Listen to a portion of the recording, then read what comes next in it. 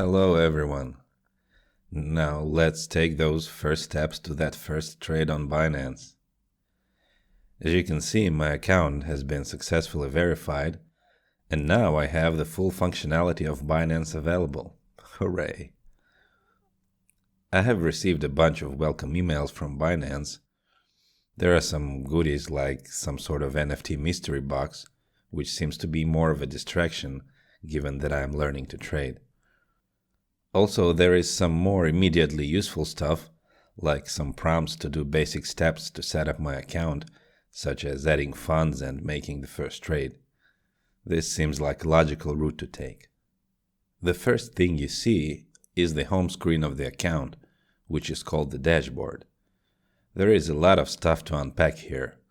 We have menus upon menus upon menus, but let's stay focused on what looks to be the most important and not get bogged down by all the detail.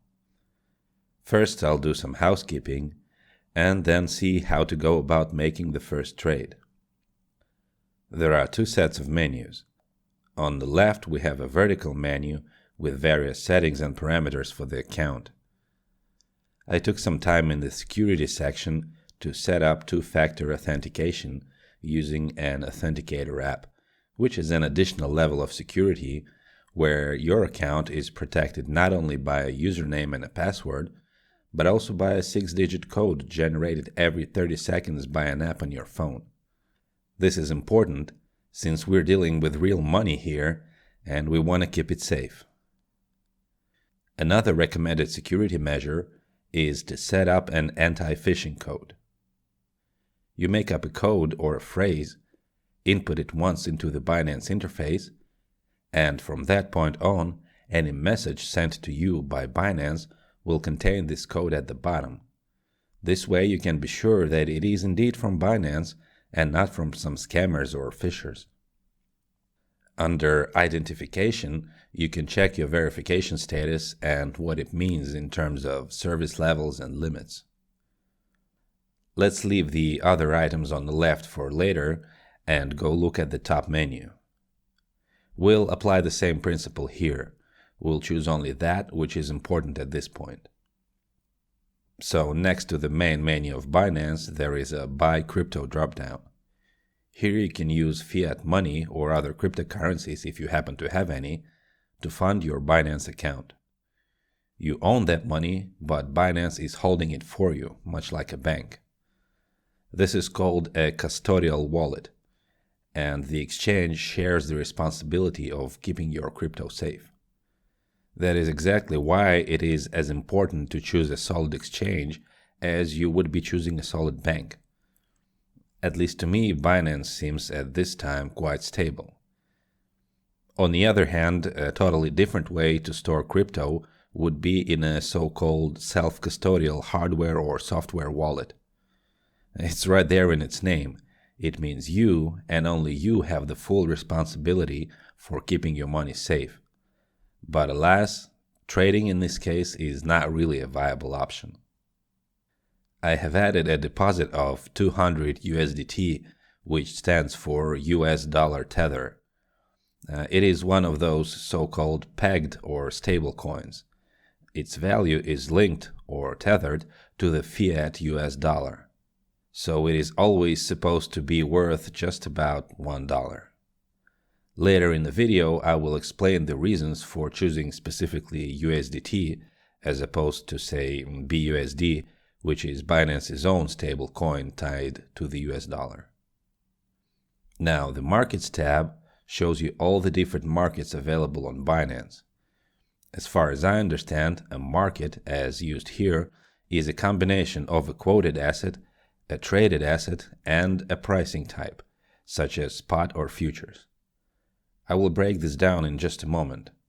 The only caveat is that as a beginner, I am skipping the futures market for now and focusing only on spot. Futures markets are a rather complicated beast, and I will definitely address them in the future, but for now, I will follow the guidance from Binance Academy and start off easy on the spot markets. The whole markets thing is easier to understand using a real-life example of a farmer's market. So let's imagine I went on holiday to Italy, and waking up one morning quite early, I decide to go get some fresh local produce at the farmer's market. And there are three variables to consider: what goods are being sold, what currencies are accepted for payment, and when exactly the goods will be delivered. Since for the time being I'm dealing only with spot pricing, we'll be looking only at immediate delivery, which is what spot really stands for. So let's say the market sells lettuce, grapes, and cheese. And let's also say that everyone accepts euros as the default local currency, whereas the cheese sellers are happy to accept also US dollars for some reason. So by making all possible combinations of all possible values of these variables, we end up with 4 different ways to buy produce with immediate delivery. This means there are 4 separate spot markets. Now, if we were to convert this picture into crypto trading, we'll have this. The produce would be the traded coins or the traded assets such as Bitcoin or Ethereum. The euros and US dollars will be the so-called quoted assets, such as USDT or BUSD. It just means that the prices of traded coins will be quoted in these specific cryptocurrencies. And finally, the delivery on all these spot markets will be immediate. Using only the coins that we mentioned above, we have 4 spot markets: BTC USDT, BTC BUSD, ETH USDT, ETH BUSD. Jeez, that is a mouthful. Okay, so the common way to market naming is to have the traded asset first and then the quoted asset. Taken together, these are referred to as the trading pair. A crypto exchange is a bit more interesting than the farmer's market though, because you can act both as a buyer and as a seller. On the spot market, if you buy some grapes, you can just as well sell them to any other buyer on the spot. Dead joke, I know. But the important thing is that you must have said grapes on hand when you sell, since delivery is expected immediately. Let's go back to Binance and see what markets are actually available on the platform.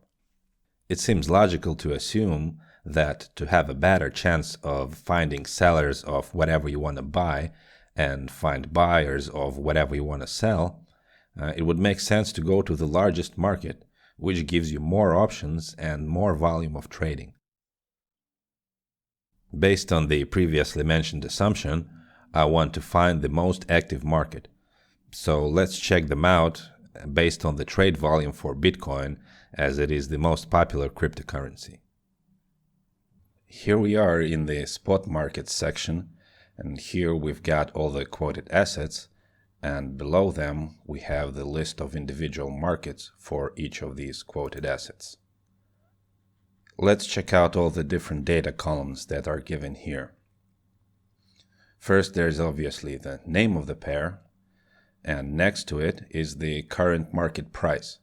The first part is expressed in the quoted asset, such as BUSD here or USDT right here. If it's in green, it means that the current market price is going up, and once it turns red, like right here, it means it's going down. Next to it is the price converted to US dollars, just to make it a bit easier to understand. For quoted assets that are pegged to the US dollar, such as these two, these values are equal. However, if we go to a different quoted asset, you will see that these prices are quite different. This is the value in BNB, and this is the corresponding value in US dollars. This is exactly the price that you commonly see in the news or elsewhere when they talk about the current price of Bitcoin. Then we have the price change over different time frames. This value is the percentage difference in price between now and exactly 24 hours ago, 4 hours ago, or 1 hour ago.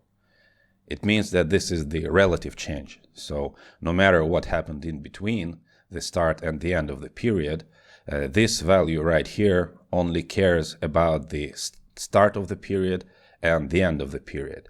And generally, this lets you know how fast and in what direction the price has been moving. So here, compared to exactly 1 hour ago, the price of Bitcoin has not really changed. In the 4 hours, same story. And in the 24 hours, it went up 1.36%. Next, we have the 24-hour high and low column. It simply tells you what was the highest and the lowest market price achieved within the last 24 hours. The last column is the market cap. It just shows you the dollar value of all coins. In this line, it's for Bitcoin, of all Bitcoins in circulation at this moment. And here we get to the most interesting bit, the 24-hour trading volume. It shows you the total volume of all trades within the past 24 hours expressed in the quoted asset. We will use this number to find the most active market. So let's check for Bitcoin versus BUSD. Here the volume is 2.8 billion BUSD. Let's try that for USDT. We've got 4.4 billion. So it appears that USDT is a bit more active.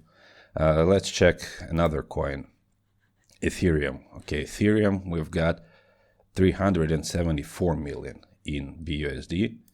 And in USDT, we've got Ethereum a bit over 800 million. Let's try another one.